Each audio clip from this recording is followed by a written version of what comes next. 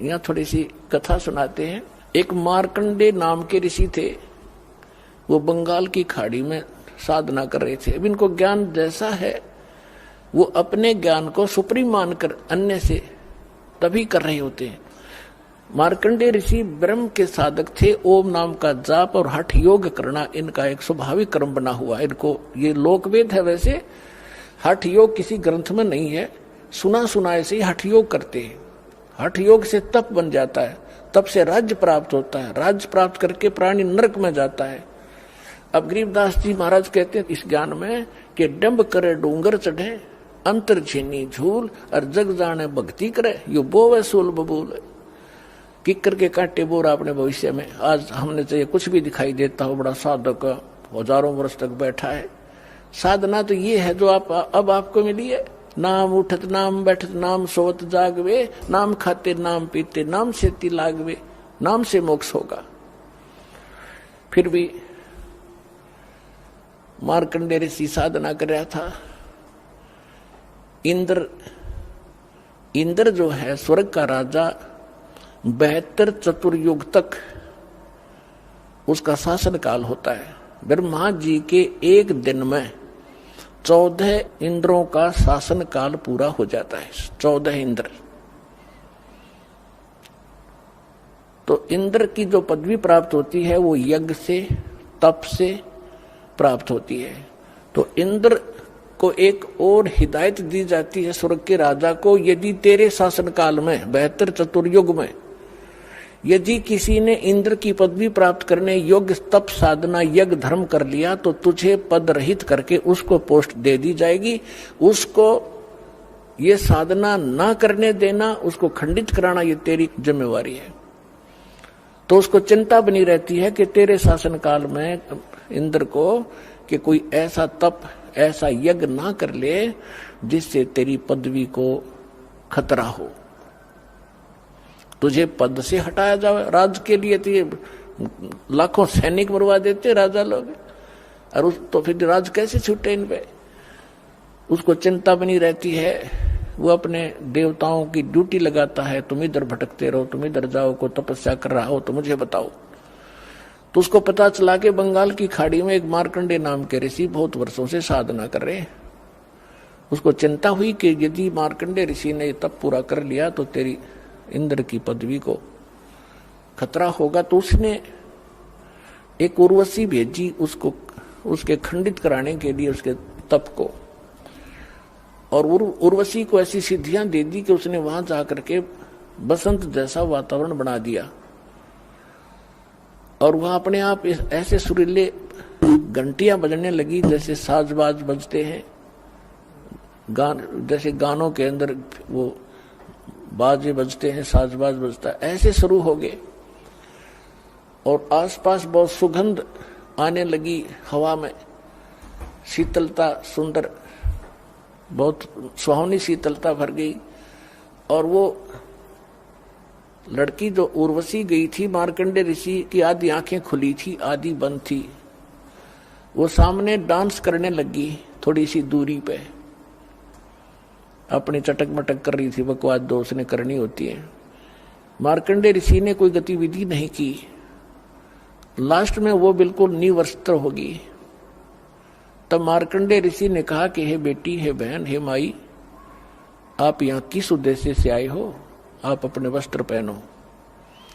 अब वस्त्र पहनकर वो कहने लगी कि हे मार्कंडे गोसाई, इस बनखंड के अंदर जितने अन्य तपस्वी थे वो तो मुझे देखकर ही डामाडोल हो गए, उनकी तो मन की दशा खराब होगी। लेकिन आपकी समाधि कौन से लोक में थी जो आप डगमग नहीं हुए?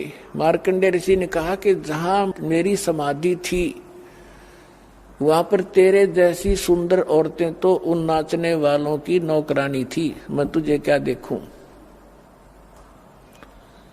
अब वो कहां समाधि लगाए बैठा था? ब्रह्मलोक में। पुण्यात्मा दास बहुत बार आपको बता चुका है, फिर भी बताते रहेंगे, क्योंकि प्रत्येक सत्संग में नए स्टूडेंट भी होते हैं। ये जितने भी लोक हैं, शिवलोक, विष्णुलोक, ब्रह्मा का लोक, ब्रह्मा जी का लोक, देवी का लोक, ब्रह्मलोक जो इसमें महाकाल की अलग व्यवस्था है, ब्रह्मलोक या गणेश जी का लोक, ये सब एक रेस्टोरेंट टाइप हैं। इन्होंने वहां अपने प्रत्येक लोक में रेस्टोरेंट बना रखे हैं। जैसे हिसार में रेस्टोरेंट है, तो रोहतक में है, चंडीगढ़ में है, दिल्ली में जो रेस्टोरेंट हैं वो इनसे बहुत सुपीरियर हैं, अच्छे हैं। बम्बई में रेस्टोरेंट है तो उनके चार्जेज भी ज्यादा ही होते हैं और बकवाद भी ज्यादा ही होती है। इस प्रकार स्वर्ग लोक भी एक रेस्टोरेंट है। विष्णु जी के लोक में भी एक स्वर्ग है, कॉमन स्वर्ग भी है। तो जो सुविधाएं इन अन्य लोकों में है उनसे कई गुना ब्रह्मलोक के अंदर सुंदर औरतें, ये और क्या देखें समाधि में। अपने आत्मा अभी बालक हो आप इस सिद्धार्थ मार्ग में, जैसे आप बस स्टैंड पर बैठे हो और आधा घंटा बस आने में हो तो 3 बजे उठ कर देखोगे नो खड़ा होकर कड़ाही कहाँ से आ गई, यू मन टेकने ना दे। और आप फिल्म देखने जाते हो 3 घंटे तक, 3 घंटे इन्हों नहीं पता लगा गई कि कहाँ कितने समय में चला गया। तो इस मन को बकवाद चाहिए ना, तो टेकने ना दे जीव ने। ये समाधि लगा कर बैठे नजर आते थे साधु और तपस्वी हमारे शरीर में। ये हमारा एक शरीर है, ये एक टीवी समझ लो, टेलीविजन, और इस टेलीविजन के अंदर चैनल लगे हुए हैं। जैसे मूल कमल में गणेश जी वाला चैनल है, और फिर आगे से 2 उंगल ऊपर रीढ़ की हड्डी जो है बैकबोन, इसके अंदर की साइड में जहाँ ये नीचे गुदा के पास जाके अंड होता है, इसके अंदर की साइड में 2 उंगल ऊपर नीचे से गणेश जी का लोक चैनल है, कमल है।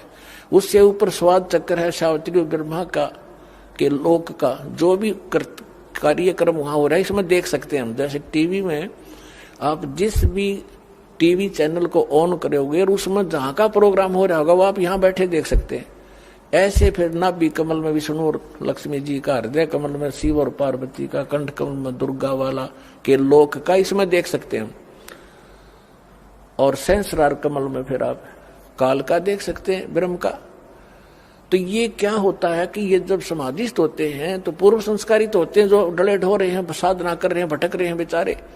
तो सतयुग त्रेता द्वापर में पुण्यात्माएं जन्म लेती हैं जिनकी स्वाभाविक समाधि लग जाती है। प्रत्येक आदमी की बहुत अच्छी साधना होती है उनकी, पिछले संस्कारवश उनके कमल भी थोड़े थोड़े खुले होते हैं। तो अभ्यास करने से कोई कमल खुल जाता है। जिस कमल में को वो देख रहा है वो टेलीविजन की तरह काम कर रहा है।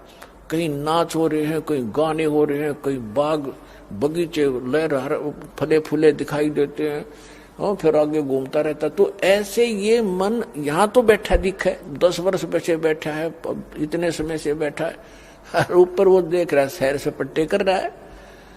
तो यहाँ इससे क्या होता है कि बैठने से एक भगवान के लिए बैठा है तो तप बन जाता है उतना उसका। और तप से राज मदमानम जन्म तीसरे शुक्र समानम, तपेश्वरी सो राजेश्वरी, राजेश्वरी सो नरकेश्वरी। तो ये मार्कंडे ऋषि उस ब्रह्मलोक में बड़े रेस्टोरेंट में, बम्बई आड़े कौन सा सटार बोले, उसमें जा रहा था। और वो क्या है कि वहां पर तेरे जैसी तो उन नाचने वालों की बंदी थी, नौकरानियां थी, तुझे क्या देखूं, तेरे से कोई और सुंदर है उसको भेज। तो उसने कहा उर्वशी ने कि मैं सबसे सुंदर मैं ही हूं और इंद्र की पटरानी हूं, सची मेरा नाम है,